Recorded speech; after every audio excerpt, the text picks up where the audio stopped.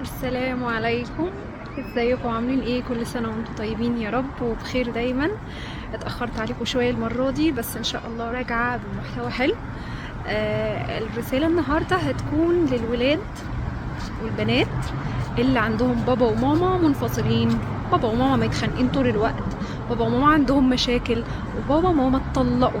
فده طبعا بيسبب عندنا مشاكل كتيرة جدا، ومشاكل نفسية ومشاكل مع الصحاب. طول الوقت احنا في مشاكل، وبنرجع نقول ان السبب ان بابا وماما مش مع بعض. لا، انا عايزه اقول لكم النهارده انه مشاكل الاب والام اللي ما بينهم انت مالكش علاقه بيها خالص، انت تقدر تخلي المشاكل دي ما تأثرش عليك ابدا. حتى لو ناقصك احساس، حتى لو ناقصك وجود بابا، حتى لو ناقصك وجود ماما، انت تقدر، انت انسان قوي. المشاكل دي ما تأثرش عليك.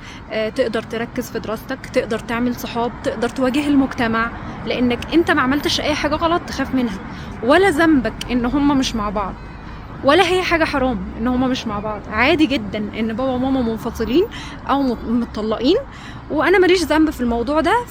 انا عايش حياتي بشكل طبيعي جدا، قادر اتواصل مع ماما لو في امكانية، وقادر اتواصل مع بابا لو في امكانية. وفي حالة ان مفيش امكانية، انا عندي مدرسين اقدر اتواصل معاهم واستعين بيهم لو عندي مشاكل، وعندي اصدقاء اقدر اقضي معاهم وقت، وعندي قرايب، عندي خال، عندي عم، عندي خالتي، عندي جدتي. تشوف مين اقرب شخص فيهم ليك ولقلبك، وتحس ان هو انت تقدر تتكلم معاه وتستعين بيه لو عندك مشكلة. لكن ما توقفش حياتك وتحس ان الدنيا خلصت عند نقطة ان بابا وماما مش مع بعض. يعني لازم تتقبل الامر ده وما تخليش حياتك تقف عنده. ان شاء الله نشوف بعض في فيديوهات تانية كتير، ونتكلم عن تفاصيل اكتر تخلينا قادرين نواجه الحياة اللي بالشكل ده.